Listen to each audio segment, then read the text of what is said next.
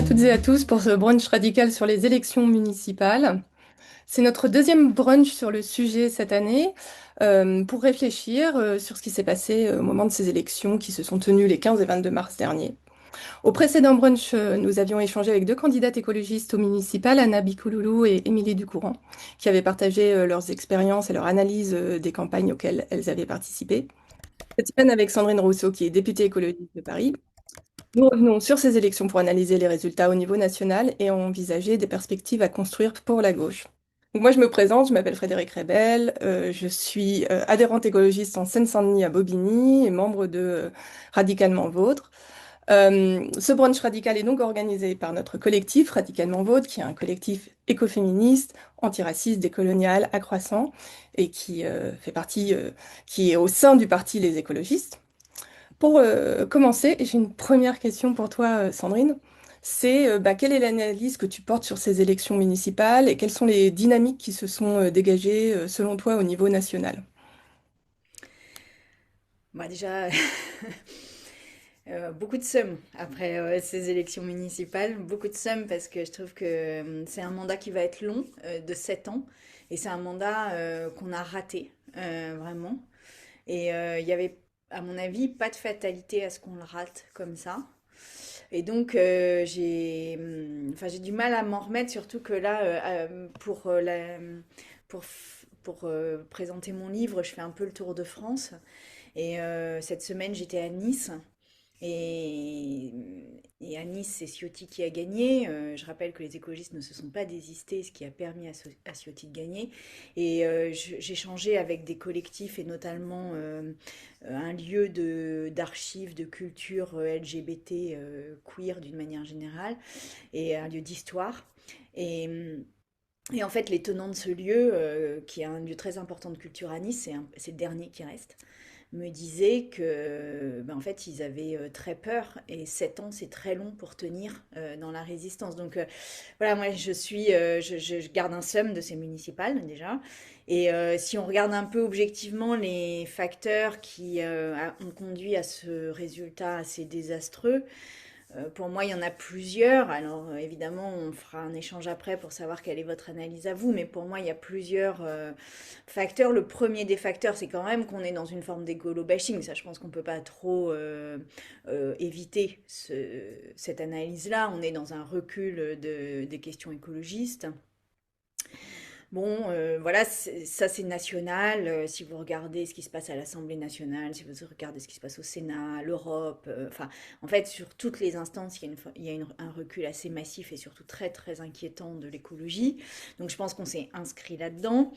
Après, pour moi, il y a aussi un sujet national, c'est-à-dire que les écologistes n'ont pas eu de ligne très claire et nos discours écolos se cantonnent depuis maintenant de trop nombreux mois, voire années, sur des questions d'alliance sans poser une analyse alternative d'un système économique productiviste, d'une société qui va mal, d'une crise sociale.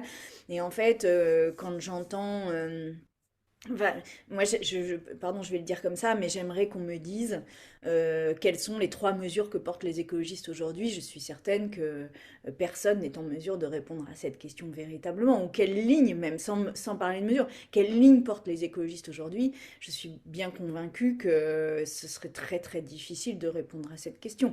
Et pourtant, l'écologie n'est pas ni une forme de satellite de la social-démocratie, ni véritablement d'ailleurs l'analyse, enfin la ligne LFI qui consiste à faire une croissance plus redistributive. On a une ligne originale, singulière, qui est une ligne alternative au capitalisme, qui est une ligne qui remet en cause considérablement la croissance, qui se réapproprie les biens communs, qui sort du marché un certain nombre de biens, qui permet d'aller sur, de faire de la politique depuis la position de la personne la plus vulnérable dans la société. Enfin, tout ça, finalement, serait un programme politique assez lisible et facile à poser, mais ça, personne ne le voit. Personne ne le voit.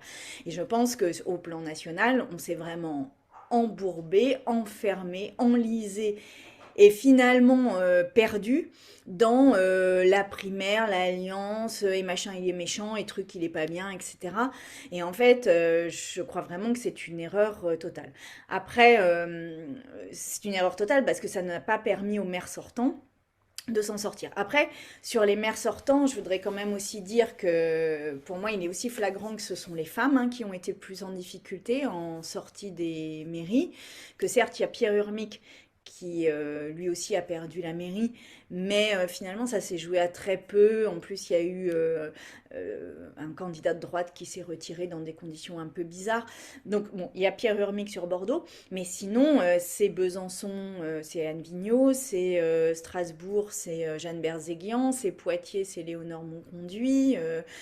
En fait, voilà, il y a quand même un truc où enfin, pour moi, de sexisme politique qui fait que les femmes sont plus fragiles toujours dans leur position que les hommes. Et je pense que ça, on peut aussi l'observer au niveau national. Enfin, maintenant, si on regarde un peu la focale, ah oui, pardon, sur le niveau national, j'ai encore un élément d'analyse, c'est que je pense aussi qu'il y a eu des campagnes un peu phares, et je pense notamment à celle de Paris ou à celle de Marseille, où nous n'avons pas été en capacité d'avoir une voix écologiste forte dans ces municipales, puisque cette alliance de premier tour a été une forme de rouleau compresseur donc l'alliance de premier tour avec le PS sur ces deux villes a été une forme d'alliance de rouleau compresseur qui a complètement invisibilisé et mis au second plan les questions écolo et nous n'avons pas été capables de reprendre la main dans l'entre-deux tours à un moment où pourtant ça aurait été important. Et puis après, il y a aussi l'analyse des mairies sortantes où là, pour moi, on a péché par trop de respectabilité, et je pense qu'on peut le poser comme ça, c'est-à-dire qu'on a je ne suis pas sûre qu'on soit en capacité de se dire quelles sont les singularités d'une gestion écolo d'une mairie. Euh, Qu'est-ce que ça change? Que ça soit PS, écolo, de droite, enfin, qu'est-ce que ça change en fait que ce soit écolo dans un paysage? Quelles sont les politiques publiques radicalement différentes qui sont menées? Quelle est l'ambiance radicalement différente? Regardez même Dany à New York, on sait tout de suite pourquoi c'est différent. Nous, on n'arrive pas à vraiment savoir, et je pense que, et ça c'est le dernier chapitre du livre dont je parlais tout à l'heure, c'est vraiment, on est tombé totalement les deux pieds et les deux mains dans le piège de la respectabilité. C'est-à-dire qu'on fait de l'écologie en cravate, mais en fait l'écologie en cravate, force est de constater que ça ne convainc pas, et ça ne peut pas convaincre complètement, parce que l'écologie est par nature et par essence très subversive en réalité, subversive à l'ordre social, subversive à l'ordre économique. Et en fait, nous n'avons pas fait la démonstration de cette subversion. Et je pense que quand on vote écolo, on attend cette subversion, en fait. On attend quelque chose qui soit subversif à l'ordre économique et à la bien-pensance. Et en fait, nous n'avons pas fait la démonstration de cela. Et quand je dis ça, j'en veux pas aux maires parce que je pense qu'ils ont été écrasés par les polémiques de début de mandat sur l'aéroport, sur le sapin, sur le Tour de France. Et pour avoir moi aussi subi ces polémiques, c'est très difficile à supporter. Enfin, je le reconnais, c'est très dur. Mais en fait, comment je peux dire ça? S'effacer et se normaliser après des polémiques de cette nature, eh bien c'est l'erreur à ne pas commettre. Parce qu'en fait, les gens se souviennent toujours de la polémique. Donc en fait, vous n'effacez pas cette espèce de première insolence, j'ai envie de dire, à l'ordre social. Donc derrière, vous ne rattrapez jamais ça. Et par contre, vous perdez vos valeurs en vous fondant dans le paysage. Et moi, je pense que, et ça aussi, c'est un reproche que j'adresse au national, mais qui vaut pour les municipales comme pour ce que j'ai pu subir moi. C'est-à-dire qu'il y a une espèce, moi j'ai l'impression d'avoir des escargots qui rentrent dans leur coquille à la première polémique. En fait, à un moment, ces polémiques sont organisées par l'extrême droite, mises en scène par l'extrême droite, elles sont amplifiées par la droite et l'extrême droite. Et à quel moment on cède à ça, en fait? À quel moment, alors que nous sommes un parti écologiste de gauche, à quel moment on se laisse effrayer par ça? Au contraire, nous devrions en faire des fiertés, nous devrions en faire des médailles à nos revers. Oui, nous ne voulons pas que il y ait un arbre de 10 ans qui soit coupé dans une forêt juste pour faire de la décoration sur une place publique. Enfin, c'est évident. Enfin, je sais même pas pourquoi. Évidemment que nos gosses n'ont pas à rêver d'avion. Il faut leur trouver d'autres rêves. C'est évident. Enfin, vraiment, je comprends pas pourquoi on n'est pas allé à fond sur ces thèmes-là pour montrer aux gens que, bah oui, nous allions vraiment ouvrir un chemin très différent des autres. Et en fait, je trouve que ces polémiques nous ont écrasés et d'une certaine manière, nous n'avons jamais relevé complètement la tête après ça. Et voilà, alors après, la question, c'est qu'est-ce qu'on fait de ce score pour les présidentielles qui arrivent et les législatives? C'est un vrai défi. Mais le somme dont je vous parlais au début de ma prise de parole vient aussi du fait que je trouve que nous n'avons pas eu le courage politique nécessaire, notamment au niveau national, et que nous n'avons pas eu cette espèce d'audace d'audace de l'écologie. Parce que pour faire de l'écologie, il faut être audacieux. Et je trouve que finalement, le niveau le plus faible dans cette histoire a été le national, où nous avons manqué de cette espèce bah, de volonté de véritablement ouvrir une nouvelle voie, quoi. Quoi qu'il en coûte. Quoi qu'il en coûte sur le plan personnel de notre image et, et de nos polémiques. Peut-être. Oh, pardon. Un petit problème de son. Vous m'entendez là ou pas? Euh, on t'entend très mal, Théo, avec une sorte d'écho, ça. On a l'impression que tu es un peu dans une soucoupe volante là. Ouais, Et on n'est pas subversif au point de croire aux soucoupes volantes.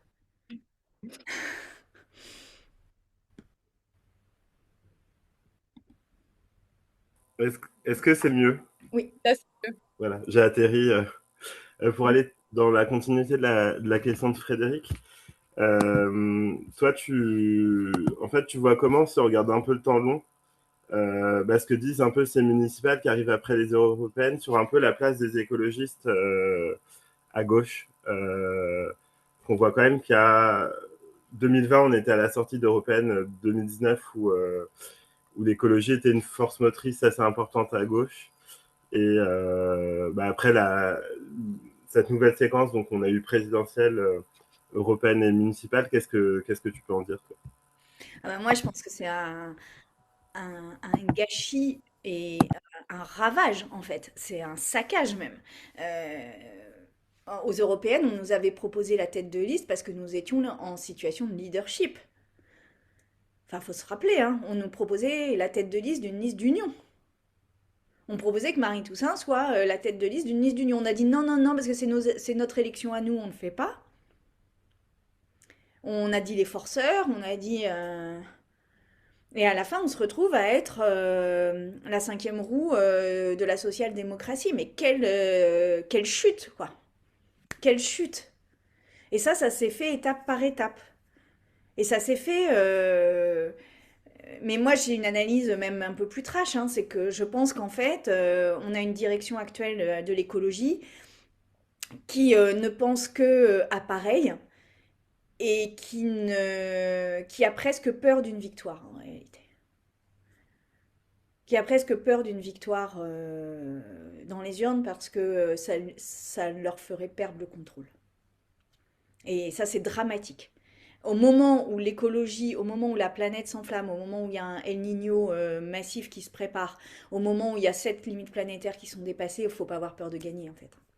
Enfin, vraiment pas. Pardon parce que du coup, c'est un peu raide, mais je pense qu'il faut poser les termes, quoi. et toujours dans la continuité de cette question, en ce qui concerne les autres dynamiques, si on regarde en dehors de ce qui s'est passé pour les écologistes, mais plus globalement sur les rapports de force entre la gauche et la droite et l'extrême droite, quelle, quelle tendance se dégage pour toi et quelles sont les leçons que tu retiens de cette élection municipale? Alors après, il y a une chose dont on n'a pas parlé, c'est les seconds tours. Parce que là, on a parlé beaucoup des premiers tours, en fait, hein, des scores des premiers tours qui étaient trop faibles pour nous permettre bien souvent d'accéder au second tour. Après, il faut qu'on parle quand même des seconds tours. Parce que, alors déjà aussi dire que, parce que c'est un élément que j'ai pas posé, mais on a beaucoup critiqué LFI dans ces municipales. La réalité, c'est que c'est le PS qui nous fait perdre 2 villes, hein. C'est le PS qui nous fait perdre Strasbourg et c'est le PS qui nous fait perdre Poitiers. Et donc, qu'il n'y ait pas eu un mot de critique de la politique du PS, c'est quand même aussi assez incroyable.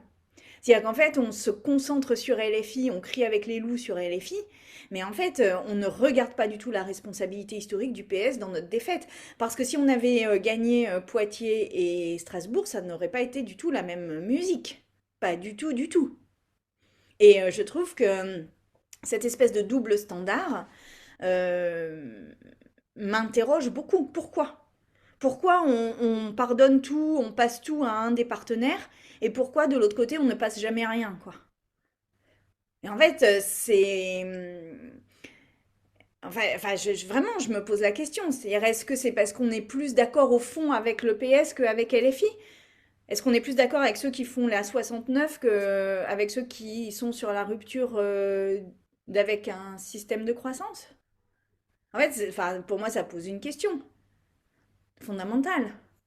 Parce que moi, j'ai des désaccords avec LFI, mais j'en ai aussi avec le PS. Enfin, vraiment, quoi. Et comment se fait-il qu'il n'y a pas eu un mot là-dessus?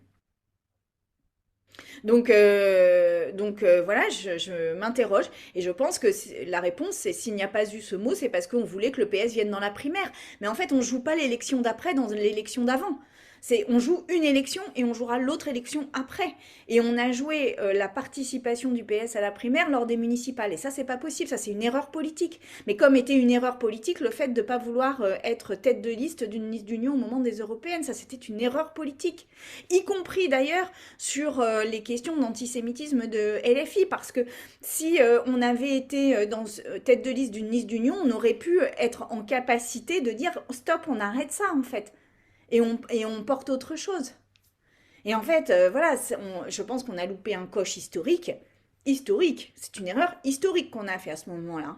Et enfin, moi je rappelle quand même que j'ai été convoquée au bureau politique parce que j'osais dire qu'il fallait l'union. Donc voilà, je pense que on a fait une erreur historique à ce moment-là, et depuis on va d'erreur en erreur en erreur en erreur. Et donc donc là, premier tour, on n'interroge pas la stratégie du PS, on n'interroge que celle de LFI. Bon, et puis il y a ce deuxième tour. Alors ce deuxième tour, parfois il y a des alliances, parfois il n'y a pas d'alliance. Moi je le redis, mais je trouve ça, je ne me remets pas de ce qui s'est passé à Marseille. Marseille, où il y avait des scores équivalents RN et PS avec Benoît Payan. C'était des scores qui étaient à touche-touche. Et là, alors que LFI fait 10%, Payan dépose la liste le lundi matin à 9 h et il n'y a aucune parole écologiste pour s'inquiéter du fait qu'il n'y ait pas d'alliance avec LFI, où la seule position qui a été proposé à LFI, c'est le désistement républicain sans aucune contrepartie. Et en fait, moi, je vais vous dire, j'ai un problème de fond avec ça. Parce que LFI, on peut leur reprocher plein de choses. La réalité, c'est aussi qu'ils vont chercher un électorat populaire que le PS ne va pas chercher aujourd'hui. Et demander à cet électorat populaire de se lever pour les élections, et ça demande beaucoup de travail, ça demande de faire vraiment une campagne très importante dans les quartiers populaires qui n'ont pas l'habitude de voter, ça demande de convaincre des gens d'aller trouver le chemin des urnes, ça veut dire aussi franchir le pas d'un bureau de vote sans en comprendre tout à fait forcément les règles parce qu'on n'a pas l'habitude de voter et qu'on ne sait pas dans quel sens on va prendre le bulletin, aller dans le truc. Enfin, je veux dire, quand on n'a jamais voté, on n'invente pas un processus de vote. Donc, tout ça, c'est un effort considérable qu'ont fait des personnes pour aller voter, pour certaines, et pour voter notamment LFI. Et derrière, on leur dit, vous vous êtes levés, vous avez fait votre devoir de citoyen, et bien maintenant, vous n'aurez qu'à vous taire et bien voter. Vous n'aurez pas de représentants, vous n'aurez qu'à voter pour nous. Mais on se rend compte de la violence de classe que c'est ce truc en fait.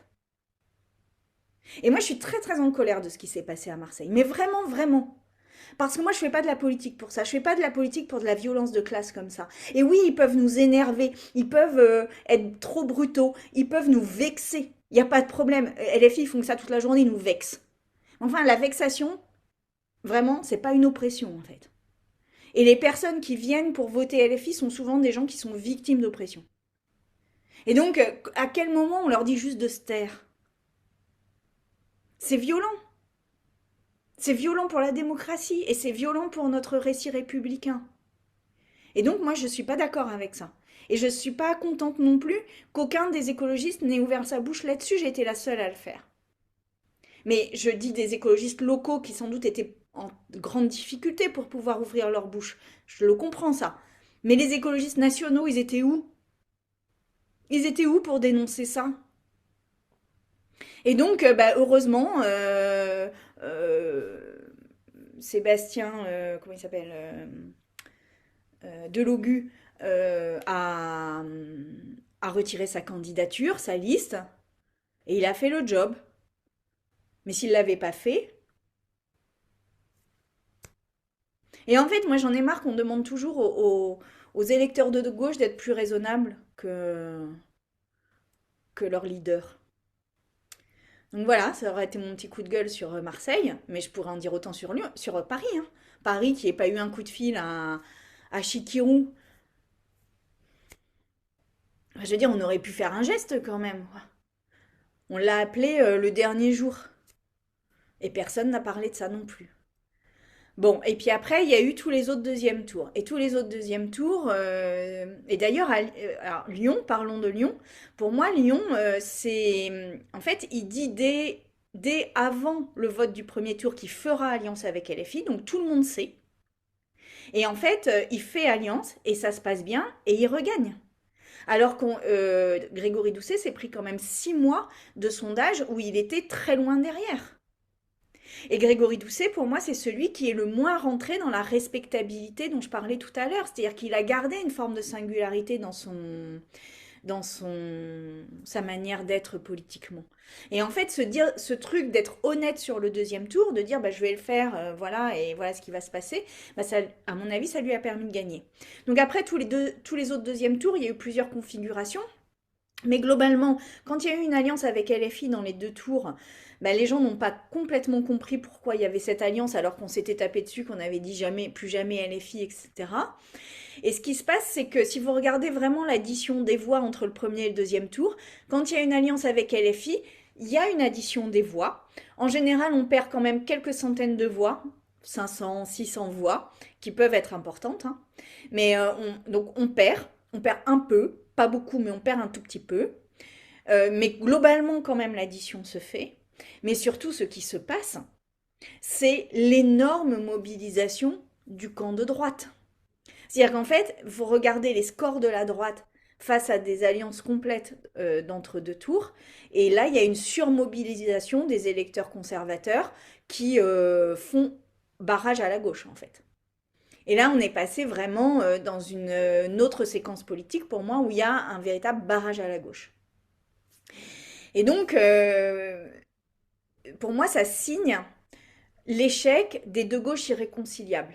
C'est-à-dire qu'en fait, le récit des deux gauches irréconciliables ne nous permet pas de gagner.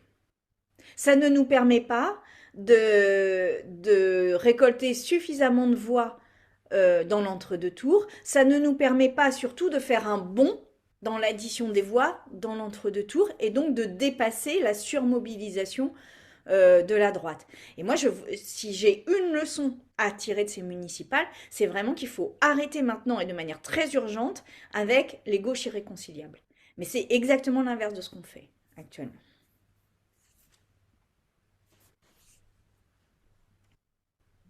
Oui. Pour rebondir sur ça, ce qui est assez intéressant, c'est que si on regarde le détail des résultats, les endroits où toute la gauche était réunie dès le premier tour, donc on fait campagne ensemble, ont basculé à gauche, ou sont restés à gauche.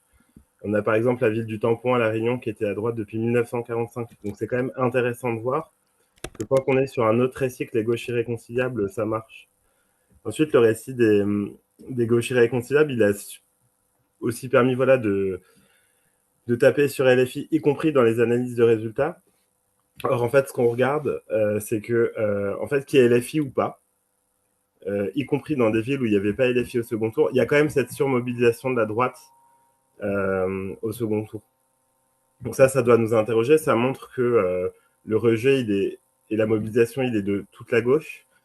Et ce que ça montre aussi, c'est qu'il y a un défaut de mobilisation à gauche, parce qu'on aurait dû avoir des surmobilisations au second tour à gauche qu'on a pu avoir dans certaines villes, notamment Bordeaux et je crois Lyon. Donc ça, c'est aussi intéressant. Et on a beaucoup retenu donc le côté un peu épouvantail de LFI, mais moi, ce que je trouve aussi intéressant, c'est que si on regarde certaines villes, ça existe aussi pour le PS. Et notamment dans beaucoup de villes populaires, en Seine-Saint-Denis, etc., on a des vrais reculs du PS au profit des LFI. Parce qu'en fait, dans certains territoires, les positions du PS sur des valeurs fortes comme l'immigration, la sécurité, la laïcité, eh ben, sont aussi rejetées. Et je pense que c'est trop rarement analysé.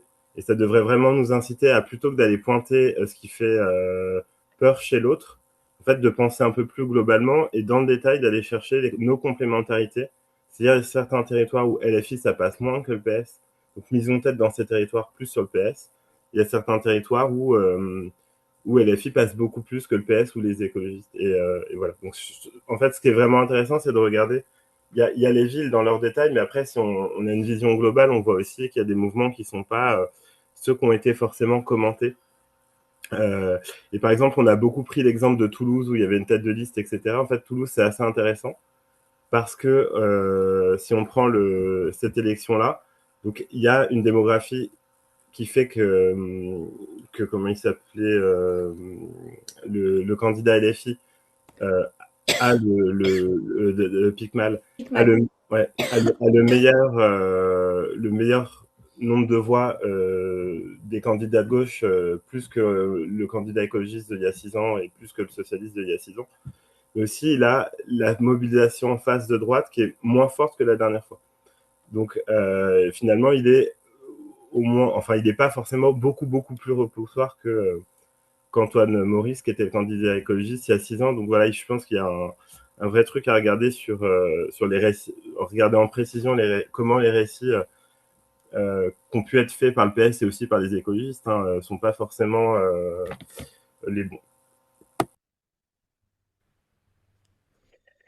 Il y avait, je crois que c'est Maximilien qui avait levé la main. Ouais. Plusieurs questions. Il y avait une question dans le chat de Sevan, Sevan, je ne sais pas si je le prononce bien, qui posait une question sur ce que tu lui avais dit sur le programme économique de LFI, qui demandait de détailler et développer. Et sinon, effectivement, il y a Maximilien qui s'est inscrit. Dans ton introduction, tu as Sévan parlé. ou Sévan, tu veux la poser ta question ou on commence peut-être par Maximilien et si tu... Parce que je vois que tu es connecté. Bon, bah, on peut commencer par Ouais, Maximilien. vas-y. Bonjour. Euh, C'était plutôt par rapport, oui, cette mobilisation de la droite, parce que ça, c'est pas tellement une question, mais plutôt une remarque. Ce que j'avais remarqué, c'est que, évidemment, à part à Reims, la droite et l'extrême droite ne sont pas alliés directement, c'est-à-dire qu'il n'y a pas eu d'union de la droite par le haut, comme il y a eu des unions de la gauche par le haut à Lyon, à Besançon, et dans d'autres villes. Mais ce que enfin, effectivement, ce que disait Sandrine, mais qui est vrai, c'est qu'il y a une union de la droite par le bas qui s'est faite, mais de manière très forte, dans le sens où il y a beaucoup d'électeurs RN qui, au premier tour, auront voté RN, et au second tour, même quand ils avaient le choix de voter RN, ils se sont dit, bah non, on va voter à droite parce que ça va faire, parce que le RN n'a pas de chance de gagner, la droite a de chance de gagner, donc on va faire perdre, et donc ça va faire perdre la gauche. Enfin, c'est notamment le cas à Clermont-Ferrand, où le score du RN est passé au premier tour de 11% à 3%, ce qui a permis à la droite d'y gagner. Et moi, c'est ce que je remarque aussi, quelque chose dans ma ville de naissance, Cherbourg, c'est que c'est pas une ville dans laquelle la droite est forte. Par contre, le RN y est fort, surtout dans tous les quartiers dortoirs. Et c'est la première fois depuis 1977 que la droite gagne à Cherbourg. Et en 1977, c'était genre UDI centre-droite, alors que là, c'est une droite beaucoup beaucoup plus radicale. Et moi, je reviens à ce que tu disais, Sandrine. Enfin, j'avais écouté le stream de l'Humanité avec Léon Desfontaines, Aurélie Trouvé et Rémi Cardon.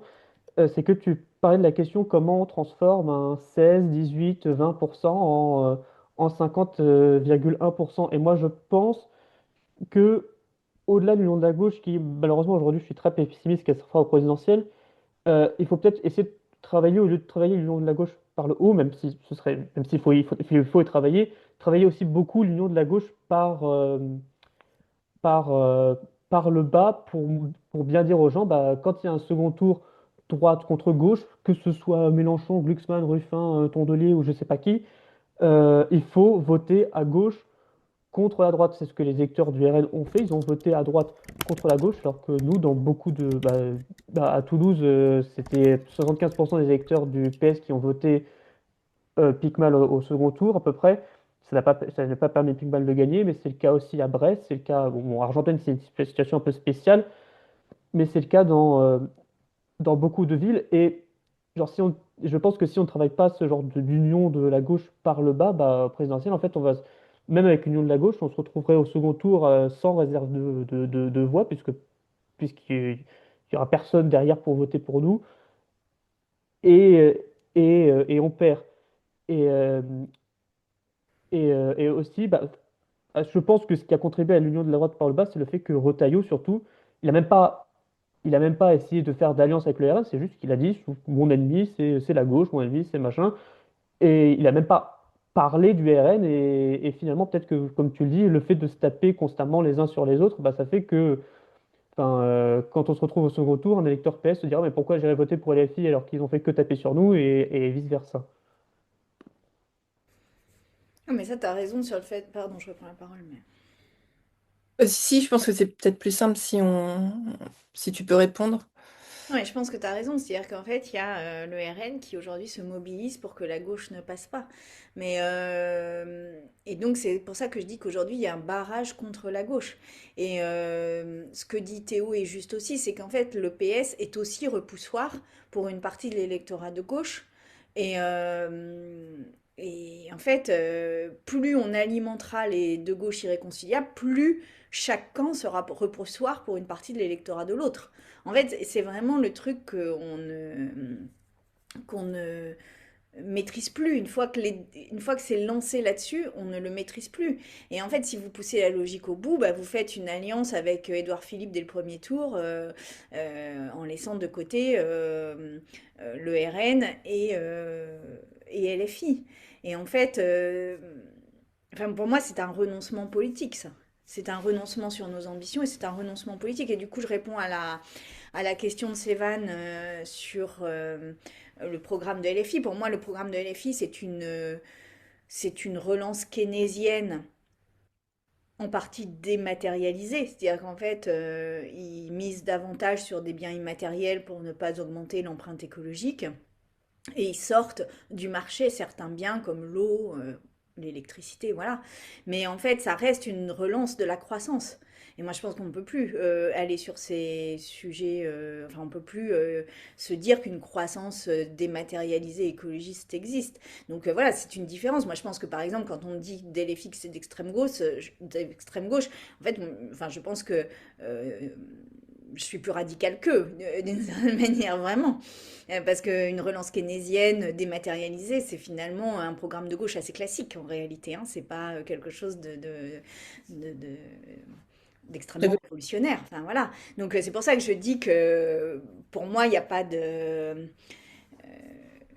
Enfin, en fait, quand on rejette la gauche, on peut très bien rejeter le PS comme LFI parce qu'à la fin, on rejette une forme de redistribution. C'est la seule chose qu'on rejette. C'est la volonté de ne pas faire de redistribution. C'est-à-dire de ne pas prélever d'impôts et de ne pas le donner à des personnes qui sont en vulnérabilité.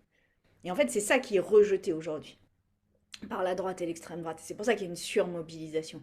Qui s'explique hein, d'ailleurs, parce que ça je peux faire juste une petite parenthèse là-dessus, c'est que plus vous dégradez les services publics, et aujourd'hui les services publics sont très dégradés, il y a des territoires dans lesquels vous n'avez quasiment plus d'accès aux soins, les écoles...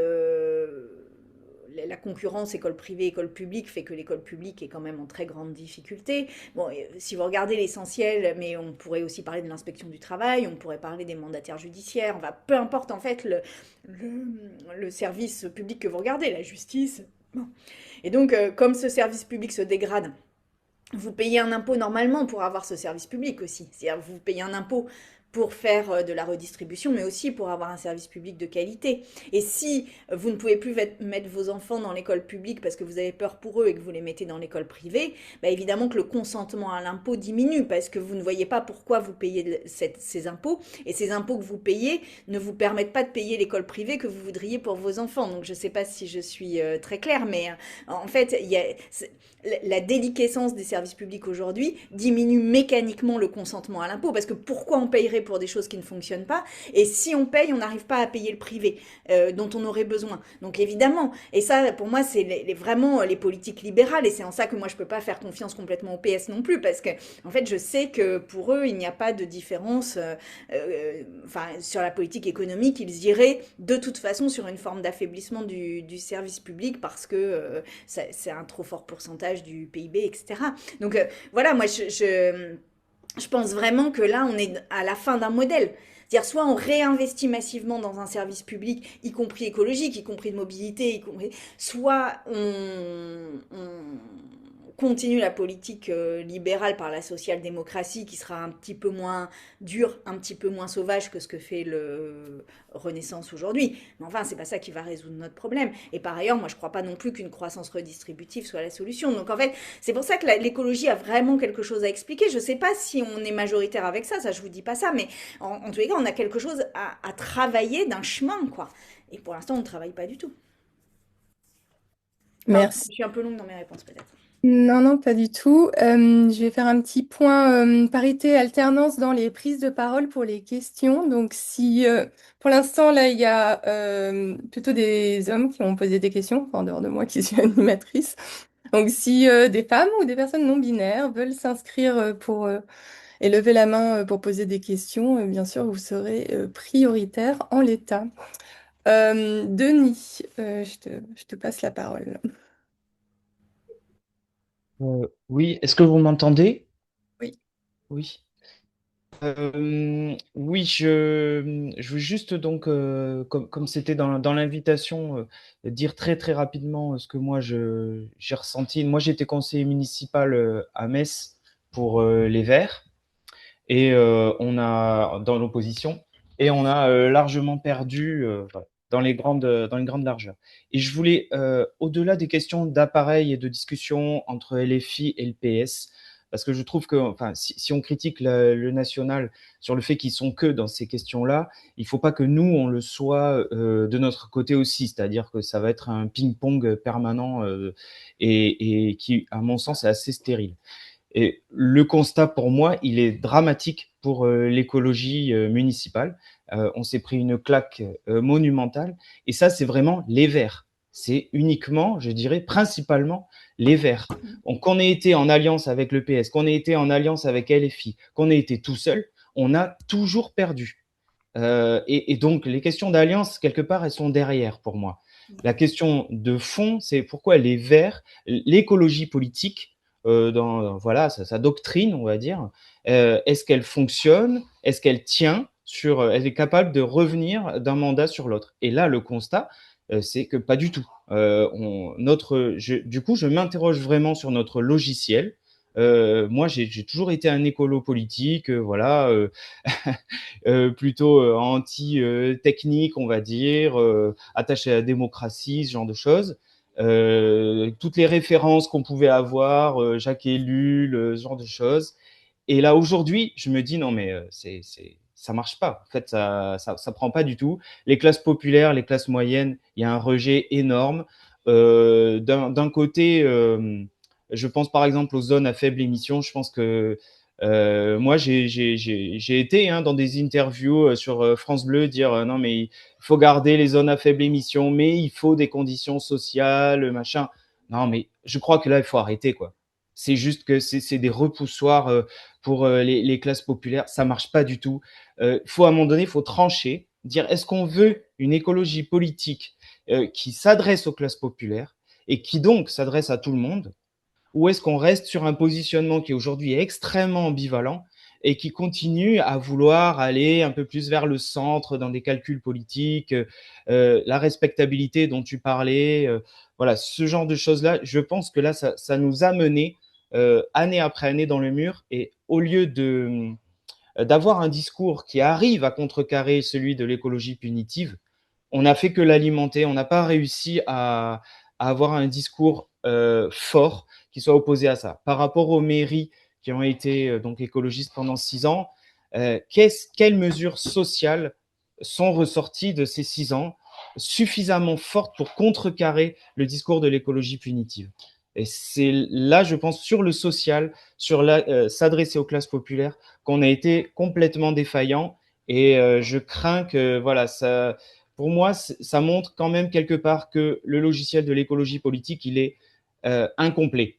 Et je crois, moi, bon, ça c'est mon point de vue, qu'on devrait le compléter aujourd'hui par des références, pourquoi pas marxistes, par des références à l'héritage socialiste. C'est pour ça que j'ai bien aimé quand tu avais dit l'histoire socialiste, comment vous vous positionnez par rapport à l'histoire socialiste, l'histoire des luttes sociales, communistes, etc. On doit aller chercher là-bas de quoi nous nourrir et de quoi convaincre. Voilà, parce que là, c'est la cata. Merci. Merci Denis. C'était pas une question, donc... mais je partage assez, ouais. Je partage assez et je pense qu'on est, enfin peut-être juste un mot du coup là-dessus, dire qu'on s'enferme aussi dans une forme d'écologie punitive. Il faut comprendre que l'écologie, quand on est dans un territoire soit défavorisé, soit rural, ça n'est que des normes et des augmentations de prix. Il faut comprendre ça, hein, ou des interdictions. Il y a normes, interdictions, augmentation de prix. On ne peut pas faire de l'écologie comme ça, mais ça, enfin, il va falloir qu'on trouve un autre récit que ça. Parce que, en plus, c'est des normes, des augmentations de prix et des interdictions qui viennent de Paris ou de Bruxelles. Donc, en plus, ça alimente une forme de rejet des supposément élites. Enfin, et donc, il va falloir qu'on trouve quelque chose d'autre. Moi, j'ai plein de réponses à ça, mais je veux dire, là, on ne peut pas continuer dans cette vision-là. Alors, il y a Mickaël qui lève la main pour une autre question. Alors, oui, bonjour à tous et tous. Ouais, alors enfin, une question, une remarque par rapport au bilan des municipales de 2020. Moi, ce qui m'inquiète aussi, Sandrine, tu as parlé du fait que les femmes soient particulièrement pénalisées, les femmes élues soient pénalisées en 2020. Moi, ce qui m'inquiète aussi, c'est au sujet de la parité sociale. Pour avoir suivi le débriefing avec Léonard Monconduit et Léonard Monconduit, Tondelier et l'élu de Villepinte, Et ça j'ai y est. plus son nom, désolé. Oui. Ouais, voilà, Mélissa Youssouf. Ce que disait mon conduit, en gros, c'est que bah, peut-être qu'à Poitiers, bah, ce qui posait problème, c'était, enfin pas seulement, hein, mais il s'est rendu compte, entre guillemets, que la parité sociale ne fonctionnait pas, ne marchait pas. Et oui, on avait beau faire, on avait beau jouer le jeu, mais bon, bah, que faire? Et moi, je me suis dit, bon, OK. Ensuite, dans mon groupe local, ce qui avait été retenu, c'était que, bah, limite, même la parité sociale et, sans le dire clairement, mais la parité entre guillemets raciale, pouvait entraîner un survote à droite. Et du coup, bon, bah là, que faire? Limite, il fallait revenir là-dessus pour peut-être atténuer ce survote à droite. C'est comme si, en gros, bon, bah, la parité, ça fait chier les gens. Et du coup, bon, on va mettre que des mecs. Comme ça, il n'y aura pas une réaction masculiniste. Et au sujet. Et oui, et au sujet de ce qui est en tiré, moi, ce qui m'inquiète aussi, c'est que sur les thèmes de gauche, là, gauche, hein, enfin, sur la répartition des richesses, il y a comme un boulevard quand même, hein. Je veux dire, là, on se rend compte que les PDG du CAC 40 gagnent 20 fois plus, ont vu leur salaire augmenter 20 fois plus que celui des travailleurs, enfin leur rémunération.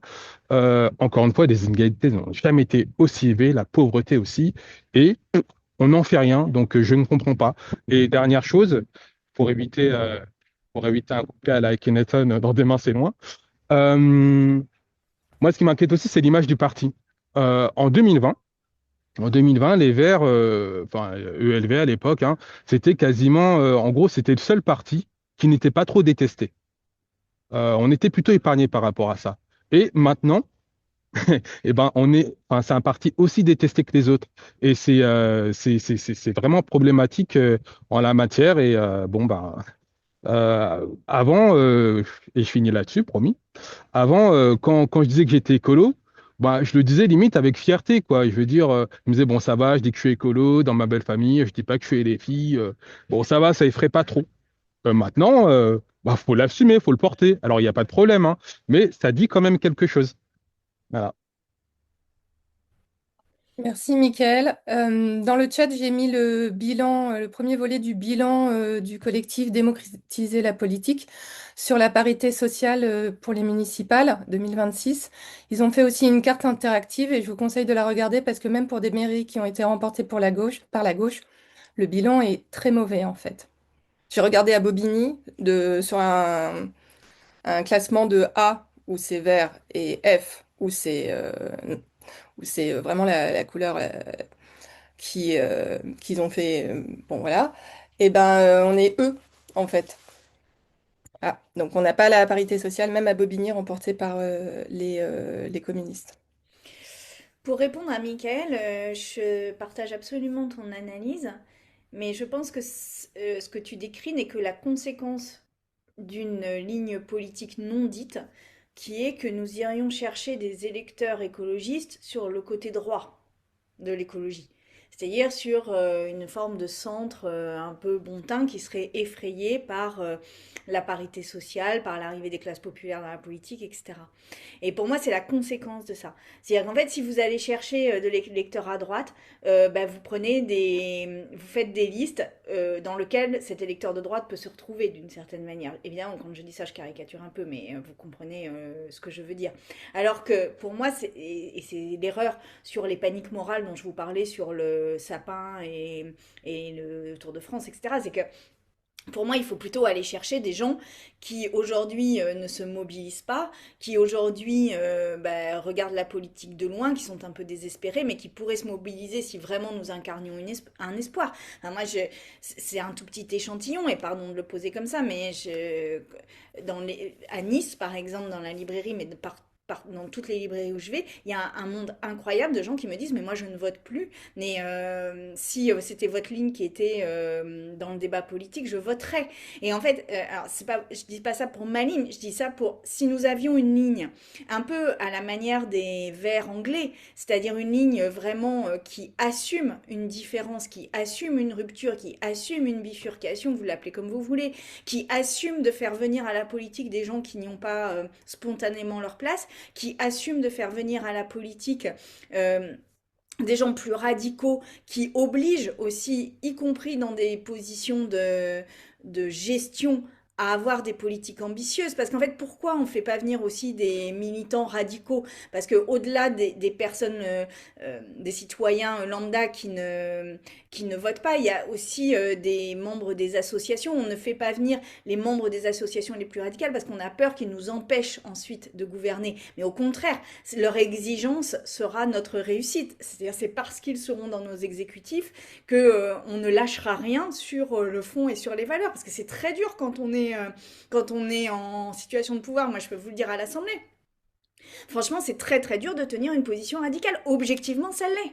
Objectivement. C'est-à-dire que quand vous parlez une fois devant une assemblée qui rigole doucement quand vous prenez la parole parce qu'ils trouvent ridicule ce que vous dites, et vous le faites une fois, vous le faites deux fois, la troisième fois, vous avez tendance à modérer votre propos parce que vous en avez ras-le-bol de passer pour la débile de l'assemblée. Et en fait, je pense que... mais c'est précisé... en fait, il faut avoir une force, euh, soit de caractère, soit de pensée extrêmement solide pour pouvoir tenir face à l'adversité dans ces moments-là.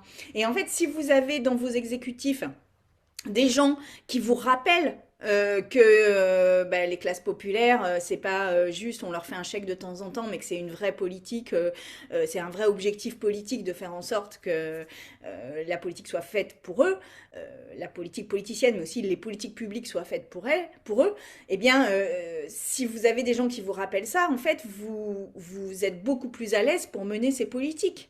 C'est-à-dire que vous avez une base, vous avez une solidité dans votre exécutif qui vous permet d'aller sur ces politiques-là. Et si vous ne les avez pas dans les exécutifs, bah, spontanément, vous allez de l'autre côté, en fait. Et c'est ça, pour moi, le truc de la parité sociale. Et vraiment, je n'ai pas compris cette phrase parce que, au contraire, cette parité sociale aurait dû être non seulement une fierté, mais aussi aurait dû colorer l'ensemble des politiques publiques, de politiques sociales, des mondes qu'on n'a jamais testés ailleurs, quitte à assumer des échecs. C'est-à-dire, il y a des trucs qui peuvent ne pas marcher, mais qu'au moins on les essaye, quoi. Voilà. Merci. Alors, il y a une question de Miroslav. Oui, bonjour à toutes et à tous. J'avais une petite question par rapport au sénatorial. J'espère que vous m'entendez bien.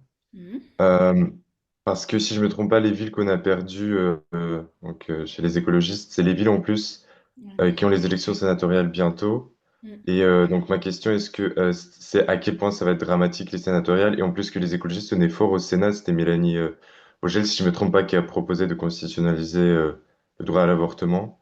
Donc on a un appui vraiment au Sénat. Et voilà, ma question c'était quels vont être les enjeux au Sénat pour les écologistes, d'après vous? Ah bah, là, ça va être une déliquescence importante aussi au Sénat, parce que comme tu le dis, il y a beaucoup de grands électeurs qu'on a perdus lors de ces municipales. Et on n'est pas certain et certaine de garder le groupe. Alors il paraît que les calculs montrent qu'on le garde quoi qu'il arrive, mais enfin, ça m'a pas. Si on garde un groupe, il sera de toute façon affaibli par rapport à ce qu'on a aujourd'hui. Et, euh, et en fait, c'est un effet boule de neige parce que si on est moins présent au sénatorial, bah, du coup, on sera moins présent aussi euh, dans le débat public. Et en fait, c'est un affaiblissement progressif. Moi, je voudrais qu'on parle aussi un tout petit peu de la présidentielle, parce que je pense qu'il y a un énorme enjeu de disparition de l'écologie politique dans la présidentielle, hein.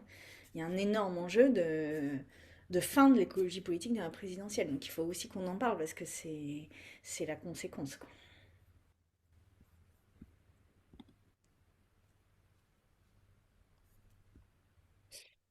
Merci. Alors, il est 11h27, donc on va bientôt conclure le, le brunch. Alors, je vois une question de Pascal. Je ne sais pas si tu veux la poser à l'oral ou sinon je peux la lire. Pensez-vous que ces analyses que nous tirons sont susceptibles d'impacter la ligne de notre parti et de sa gouvernance dans les séquences internes à venir? Ben moi, je pense que c'est l'enjeu, hein, c'est qu'il faut que là, il faut que les radicaux du parti, les radicales, les féministes et féministes et radicales et en colère, que les antiracistes, que les racisés, en fait, toutes les personnes qui veulent autre chose se lèvent et ouvrent la bouche et parlent fort pour être entendus. En fait, moi là, je pense que maintenant, on peut plus se laisser enfermer parce que je sens que la direction a une stratégie de la grenouille, c'est-à-dire que, vous savez, vous mettez une grenouille dans une casserole froide et vous chauffez l'eau progressivement et la grenouille ne saute pas parce qu'elle n'a pas le réflexe de sauter si l'eau progressivement monte en température. Alors que si vous plongez une grenouille dans l'eau chaude directement, elle saute. Et donc, en fait, là, on a vraiment la stratégie de la grenouille, c'est-à-dire qu'ils nous mettent dans une situation où petit à petit, ils nous emmènent vers la social-démocratie, vers le PS, dans une forme d'accord où on n'aura plus le choix et quand on va se réveiller, il sera trop tard. Donc vraiment, là, moi, j'appelle partout à ce qu'on porte une voix différente et je pense qu'au prochain CF, il va falloir que l'on porte un nouveau vote, en fait. C'est-à-dire qu'on ne peut pas se laisser enfermer dans la stratégie portée uniquement par Marine Tondelier. Je le pose aussi directement que ça. Mais donc, il va falloir qu'on ait une motion qui permette de remettre en question, par exemple, s'il n'y a pas la primaire, la candidature, parce qu'il n'y a pas eu de vote disant qu'elle était candidate à la présidentielle pour les écologistes. Il y a juste eu un vote pour dire qu'il y avait une primaire et un représentant de notre parti aux primaires et c'est elle. Mais c'est pas la même chose, en fait, que la présidentielle. Et donc là, il va falloir qu'on élève de la voix. Et je vous le dis un peu, sans doute avec force, mais là, si on veut pas se laisser enfermer dans une espèce d'écologie qui est même plus verte claire, qui devient complètement transparente, et à la fin à la disparition de l'écologie parce que évidemment que ça va susciter des remous, donc on va avoir des départs du parti. Ça veut dire qu'il va y avoir une partie des militants qui vont rejoindre les Verts unitaires ou je sais pas quoi, et petit à petit comme ça on va entrer dans une déliquescence où on n'existera même plus. Donc je veux dire là maintenant c'est une question de survie et c'est une question aussi de valeur, c'est-à-dire que l'écologie politique n'est pas à dissoudre, enfin ne peut pas se dissoudre comme ça dans des accords et particulièrement pas avec ceux qui s'accordent du libéralisme. Donc il va falloir qu'on le dise et qu'on le dise très fortement, quoi. Bien. Et bah, je vois qu'il y a quelques commentaires dans le chat, mais il semble pas y avoir de nouvelles questions. Bien, bah, je remercie Sandrine pour sa présence et pour son discours fort et mobilisateur pour nous toutes et tous. Ça va nous donner de l'énergie pour poursuivre le combat. Bah, nous vous donnerons bientôt rendez-vous pour un autre brunch radical. On n'a pas encore fixé la date, mais dès qu'on en saura plus, on vous informera sur les réseaux sociaux de Radicalement Vôtre. Donc suivez-nous sur Instagram, sur Blue Sky, sur toutes les plateformes où nous sommes présentes et présents. Et merci à toutes et tous pour votre participation, pour vos questions, et à très bientôt. Merci Et beaucoup à tout le monde pour ce samedi matin radical Merci. et Bonne en journée, bon folie. week-end.